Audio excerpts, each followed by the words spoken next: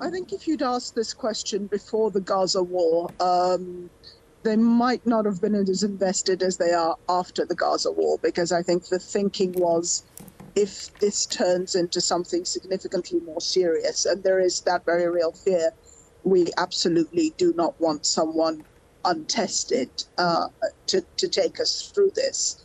And again, it was possibly a little bit of a lucky break, because you mentioned the economic downturn, and there has been, generally speaking, widespread dissatisfaction with the economic situation for understandable reasons. And so perhaps this might have been a boost to his campaign. Yeah. Did he actually exploit the conflict as it's been playing out in the last couple of weeks?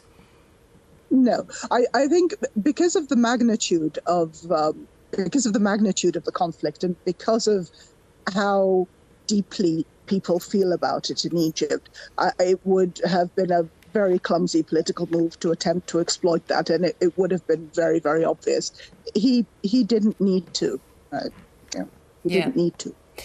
So he also, he's been a very hard line. He's really wanted to crack down on any form of opposition, which is potentially why he'll be elected so easily again.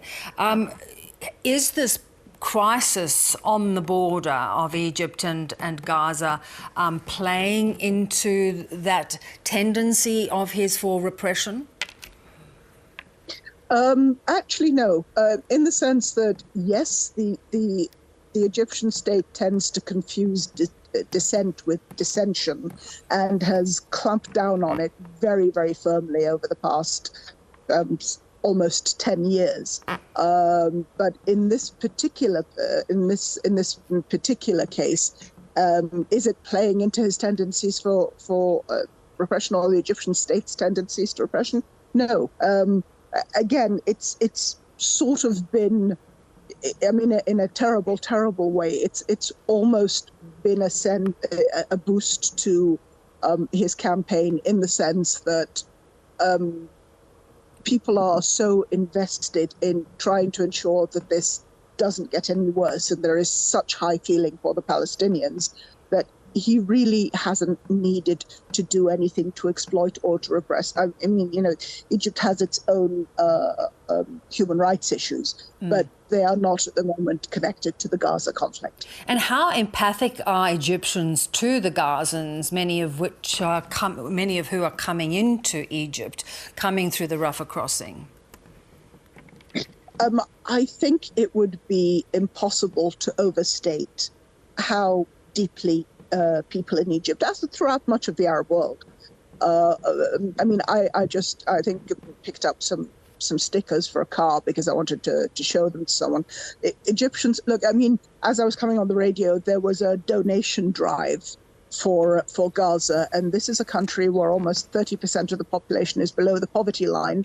Inflation is at an almost time high. People are consistently worried and afraid about the rising prices and the cost of living, and they're still donating to Gaza. I think it would be impossible to overstate how deeply people feel for the Palestinians and how traumatic it has been. Because you have to remember, they're right across the border. Indeed. But talking of that economic crisis, really, that Egypt is facing, did al-Sisi provide any solutions during the campaign? I think it's going to be more of the same, because I think with Egypt's, to cut an extremely long story short, Egypt's economic crisis has been a very, very long time in the making. None of this is a surprise. The only thing was, it's a little bit like driving a car without a seatbelt. You're okay as long as you don't hit something. As soon as you hit something, you're in trouble. You go through the windscreen. And Egypt hit COVID and the Russian invasion of Ukraine. So it's all of the existing and underlying structural problems in the Egyptian economy came to light. So I think everyone knows what needs to be done. It's just that it is going to be difficult, and it's going to get, I think, a bit worse before it gets better. So he's promised, an end in sight to what we're going through. But I think everyone is waiting to see whether we are going to actually take the very difficult decisions that need to be made. Yes, indeed. It's still a difficult time, as you say, and as we've talked about with the Gaza crisis. Really appreciate you joining us, Mirette. Thank you so much. You're very welcome.